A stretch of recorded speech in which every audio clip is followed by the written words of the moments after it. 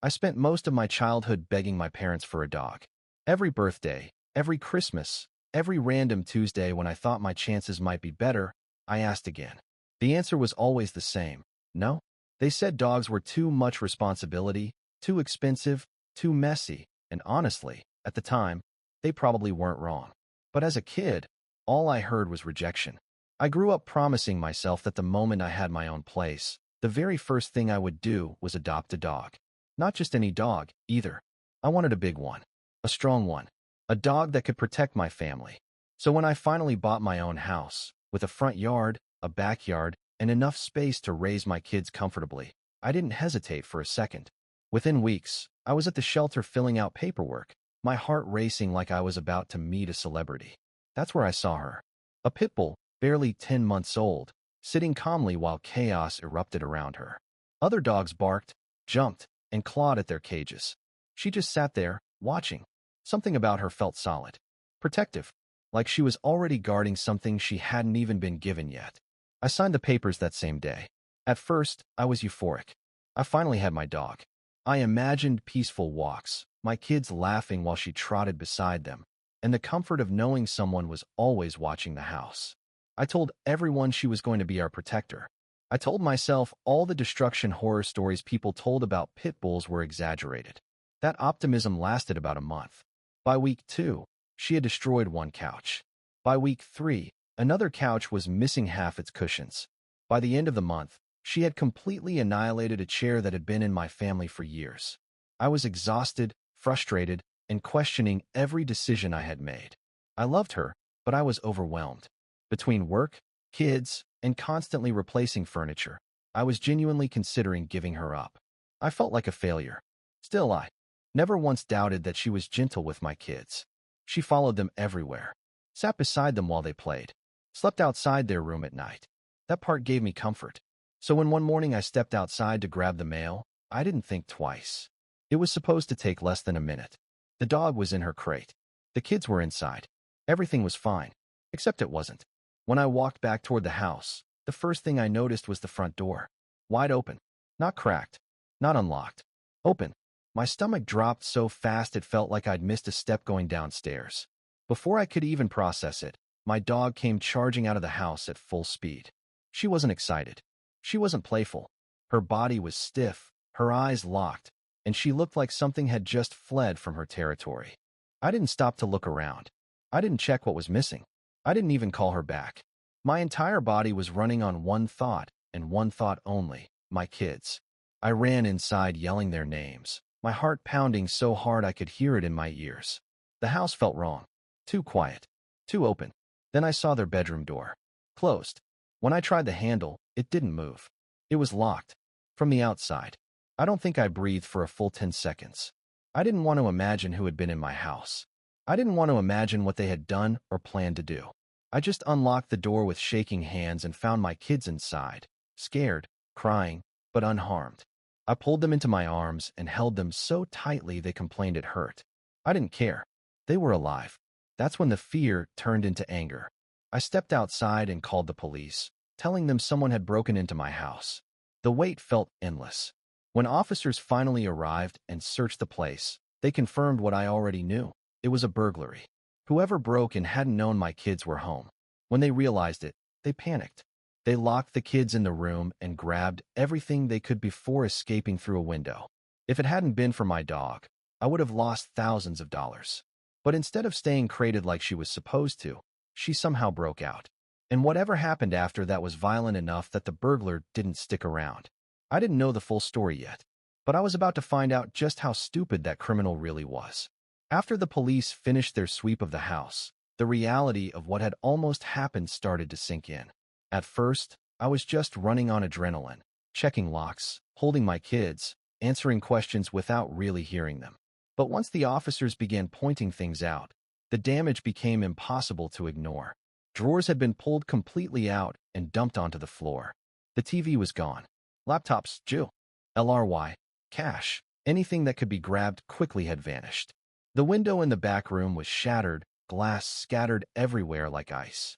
That was clearly the way he came in, and the way he left. One of the officers asked me if I'd noticed anything unusual about my dog when I came back. I told him she'd come charging out of the house like a missile, eyes locked, fur raised, the most intense I'd ever seen her. He nodded slowly and said, "Yeah, that tracks." Apparently, judging by the blood drops they found near the window and the deep gouge marks on the frame, the guy hadn't just run. He'd fled. What messed with my head the most was imagining the moment everything changed for that burglar. He probably thought it was an easy job, quiet neighborhood, daytime, front door unlocked for a second. No alarms blaring. No adults home. He must have felt confident right up until the second a 10-month-old pitbull exploded out of a crate that she had no business breaking out of. The officer told me they'd already put out an alert to local hospitals. Anyone showing up with suspicious bite wounds would be questioned. That's when I started shaking. Not fear this time, but the delayed realization of just how close things had come to going horribly wrong. If she hadn't gotten out, if she hadn't reacted the way she did, if he'd had a weapon. I sat down on the edge of the couch frame, what was left of it, and just stared at the floor while my kids clung to me.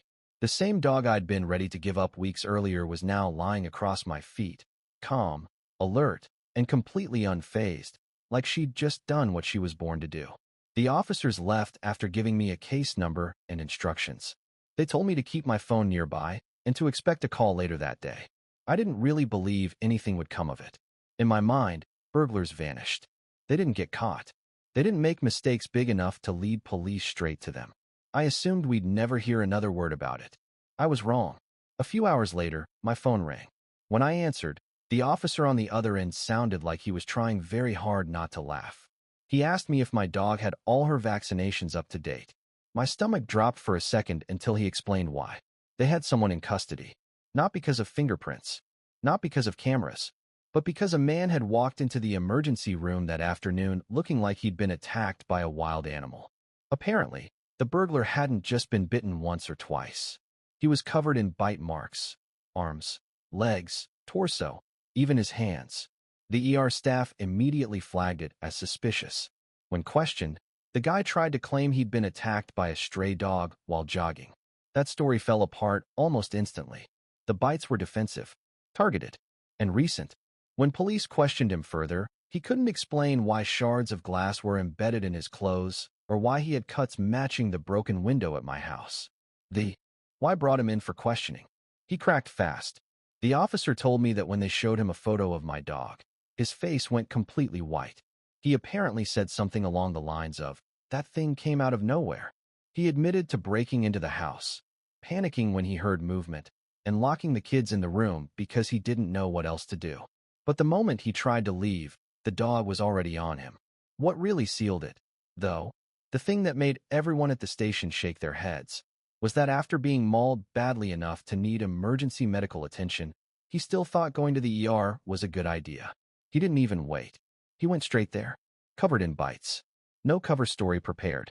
No attempt to hide it. Just walked in and sat down. That's when it hit me. I didn't just survive a break-in. I survived the dumbest criminal imaginable. Thanks to the dog, I almost gave away. And I hadn't even fully processed what that meant yet. Once the call ended, I sat there staring at my phone, trying to process how absurd the entire situation was. My house had been broken into, my kids had been locked in a room, and yet the person responsible was now sitting in a hospital bed, probably regretting every decision he'd ever made. The emotional whiplash was intense. Fear, anger, relief, and a strange sense of disbelief all tangled together. I kept replaying the image of my dog bursting out of her crate, something I still couldn't fully understand. That crate was reinforced metal. I had bought it specifically because she was strong. Apparently, I had underestimated just how strong. Later that evening, an officer came back to take a more detailed statement. This time, they brought photos from the scene and some paperwork for me to review. That's when I learned just how long the burglar had been inside my house. It wasn't a quick grab and go like I'd initially assumed. He'd been there long enough to move from room to room, opening drawers, stacking items near the window, even unplugging electronics carefully so he wouldn't make noise. The thought made my skin crawl. He'd been inside my home while my kids were there, quiet, waiting. If my dog hadn't been crated in the living room, he might have made it out without ever being confronted. The officer told me that according to the burglar's statement, Everything went wrong the second he heard metal clanging. He said he froze, thinking it was an alarm. Then the crate door bent inward. Not opened, bent. He described the sound as metal screaming. When the door gave way, my dog didn't bark. She didn't hesitate. She launched. That detail stuck with me more than anything else. She hadn't been acting out of aggression. She'd been acting out of instinct. Apparently, he tried to block her with one of my kids' backpacks. That lasted about half a second. She went straight for his arms when he raised them, exactly where dogs are trained to go in protection work. Except he'd never been trained. He said he slipped, fell backward, and started screaming. That's when he decided grabbing anything else was pointless. He crawled, scrambled, and ran toward the broken window, leaving blood smeared across the floor and walls behind him. I felt sick hearing it, but also grateful. Grateful in a way that made me emotional to the point of tears. All those nights I'd been frustrated, exhausted, staring at chewed furniture wondering if I'd made a huge mistake. It all suddenly felt insignificant. She hadn't just protected my house. She had protected my children, and she'd done it without anyone telling her to. In the days that followed, life didn't return to normal the way people always say it does after something traumatic. Instead, everything felt slightly off, like the world had shifted just enough that I couldn't quite get my footing again. Simple things, locking the door, walking into an empty room, even stepping outside to check the mail, suddenly carried weight. I found myself triple-checking locks, glancing out windows, listening for sounds that weren't there. And every time I did, my dog was right beside me, watching quietly, alert in a way that now felt reassuring instead of exhausting. I spent a lot of time replaying the incident in my head, but not in the way people might expect. I wasn't fixated on the burglar's face or the broken window. I kept thinking about timing, about how everything lined up in a way that could have ended so differently. If I'd taken 5 more minutes at the mailbox, if my dog hadn't been crated, if my kids had been in a different room. Each scenario spiraled into worse and worse outcomes until I had to force myself to stop. Still, the thoughts came back, usually late at night when the house was quiet and my mind was loud. The police kept me updated as the case moved forward. The burglar, it turned out, wasn't new to this. He had a record, mostly petty theft and a couple of failed break-ins, but nothing that suggested he was particularly smart or careful. That fact somehow made it worse. This wasn't some criminal mastermind. This was someone reckless enough to break into a house in broad daylight, careless enough to ignore signs that people were home, and dumb enough to walk into an emergency room covered in fresh dog bites. Knowing that someone so thoughtless had been inside my home unsettled me more than anything else. At the same time, my feelings toward my dog were changing fast. I started noticing things I hadn't before. The way she positioned herself between me and the door when someone knocked. The way she followed my kids from room to room, never crowding them, but never straying far either. I realized that even before the break-in, she'd been protecting us in her own way. I just hadn't recognized it because I was too focused on chewed furniture and shredded cushions. Friends and family had opinions, of course. Some told me I was lucky. Others told me I should have gotten rid of the dog sooner, as if that would somehow have prevented the break-in. A few even suggested that having a pit bull had put us in danger, which felt absurd given what had actually happened. I listened, nodded, and ignored most of it. No one else had been there. No one else had felt the sheer terror of seeing that door open or the overwhelming relief of finding my kids safe. One afternoon, a detective came by to clarify a few details for the case. That's when I learned something that made my blood run cold. The burglar had admitted that when he locked my kids in the room, it wasn't out of concern for their safety. It was panic.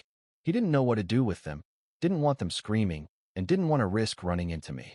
Hearing that snapped something inside me. Any lingering sympathy I might have felt vanished instantly. The only reason my kids were unharmed was because events spiraled out of his control faster than he could adapt. After the detective left, I sat on the floor in my kids' room, leaning against the wall, my dog lying across my legs. The room smelled faintly like crayons and shampoo, ordinary things that suddenly felt sacred. I hugged my kids tighter that night, lingered a little longer at bedtime, and let my dog sleep wherever she wanted. I didn't care about rules anymore. I cared about safety. The trial date was set a few weeks later, and I dreaded it.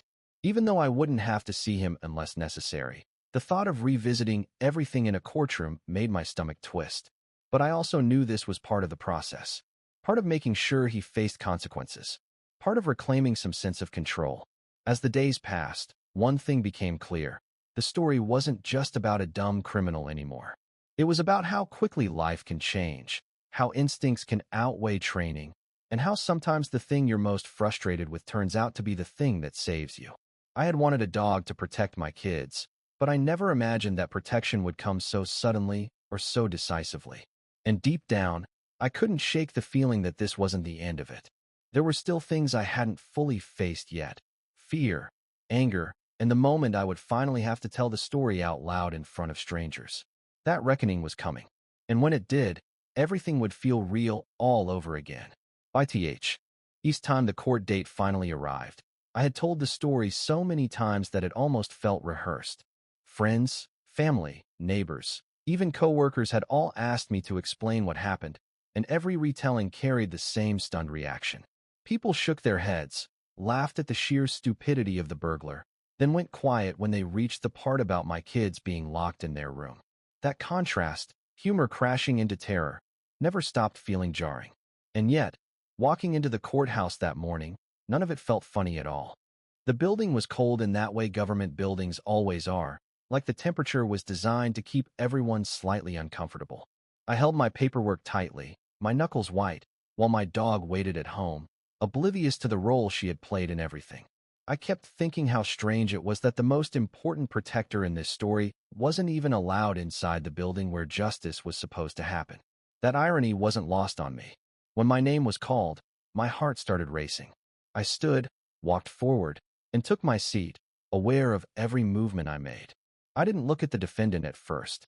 I focused on the judge, on the attorney's voice, on the questions being asked. But eventually, I did glance over. He looked smaller than I expected. Not physically, but diminished. His arms were still marked with healing bite wounds, faint but visible. Bandages peeked out from beneath his sleeves. For the first time since the break-in, I felt something unexpected, not sympathy, but clarity. This wasn't some unstoppable threat. This was just a man who made a series of incredibly bad decisions and paid for them. When I spoke, my voice didn't shake as much as I thought it would. I described the open door, the panic, finding my kids locked inside. I talked about the damage to the house and the fear that lingered afterward. And then I talked about my dog. I explained how she had broken out of her crate and chased him out. I didn't exaggerate. I didn't dramatize. I just told the truth. The courtroom was quiet in a way that felt heavy, like everyone was holding their breath. The defense tried to suggest that the dog had acted aggressively, that the injuries were excessive. That was when the prosecutor shut it down. He reminded the court that the burglar had illegally entered a home with children present, and that the dog's actions were defensive, protective, legal. I felt a rush of relief wash over me at those words. No one was blaming her. No one was questioning whether she had done the wrong thing. The verdict came quickly. Guilty. The sentence included jail time, restitution, and a permanent mark on his record that would follow him for the rest of his life. When it was over, I expected to feel triumphant. Instead, I felt tired. Deeply, bone-weary tired. Justice had been served, but the emotional weight didn't disappear with the gavel. That night, back at home, I sat on the floor with my dog and my kids, the three of us in a quiet pile of limbs and warmth. I watched her breathing, steady and calm, and thought about how close I'd come to giving her up. How close I'd come to convincing myself she was too much work, too destructive, too difficult. The guilt hit me hard then, sharp and unexpected. I whispered an apology into her fur, even though she had no idea what I was saying. In the weeks that followed, something shifted inside me. I stopped seeing her as a problem to manage and started seeing her as a partner. Training became a priority, not because I feared her, but because I respected her. I wanted to give her structure, an outlet, a way to channel the instincts that had saved my family.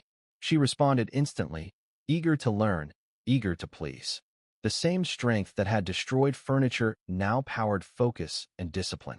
People still asked me if I was scared, if I worried something like that could happen again. The truth was complicated. I was more aware now, more cautious, but I was also more confident. I had seen what protection really looked like, not in theory, but in action, and I knew that if the unthinkable ever happened again, we wouldn't face it alone. Still, there was one final realization waiting for me. one that would change the way I talked about that day forever. Because the story wasn't just about a dumb criminal or a heroic dog. It was about how quickly we judge, how easily we underestimate, and how sometimes the thing we think is a burden turns out to be our greatest strength. And that understanding was still unfolding. That understanding didn't come all at once. It unfolded slowly, in quiet moments when I least expected it. Like the first time I left the house again just to check the mail and felt my chest tighten before I even reached the door. Or the first night I woke up from a nightmare convinced I'd heard glass breaking again. Trauma doesn't announce itself politely. It slips into ordinary routines and rewires them without asking permission. What surprised me most was how instinctively my dog adapted to that change before I ever consciously did. She started positioning herself between me and the front door whenever I stepped outside. If the kids were playing in the living room, she lay facing the window instead of sleeping like she used to. When strangers walked past the house, her ears perked, body tense. Not aggressive, just aware. It was as if she had decided, on her own, that this house was her responsibility now. Watching her do that stirred something complicated in me. Gratitude mixed with guilt, and a deep sense of humility. I realized how close I had been to making a decision that would have haunted me forever. I had framed her behavior as destruction, inconvenience, chaos. But in reality, she was young, powerful, bored, and untrained, full of instincts with nowhere to go. Those instincts hadn't disappeared when she chewed up furniture. They were just waiting. And when the moment came, they surfaced exactly when we needed them most. I started paying attention to how my kids interacted with her too. They trusted her completely.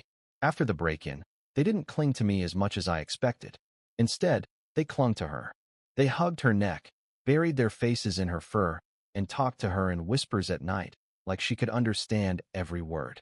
In their minds, she wasn't just a dog anymore. She was the reason they were safe. And honestly, they weren't wrong. One afternoon, a neighbor stopped me while I was walking her and said, "You know, a lot of people would have blamed the dog for something like that." I knew exactly what they meant. I'd already heard it online, in passing comments and sideways opinions. People who hadn't been there, who didn't know the facts, who preferred neat narratives over messy truth. It made me angry, but more than that, it made me protective. Not just of my kids, but of her. That's when I stopped telling the story as a joke about a dumb criminal. I stopped leaning into the punchline about the yar and the bite marks. Instead, I started telling it honestly. About the fear. About the split-second decisions. About the reality that if she hadn't been there, if she hadn't acted the way she did, the outcome could have been devastating. Watching people's expressions change when they heard it that way was eye-opening. The laughter faded. Respect replaced it. The dumbest part of the criminal's actions wasn't just showing up at the ER covered in bite marks. It was underestimating everything. He underestimated the house. He underestimated the presence of children.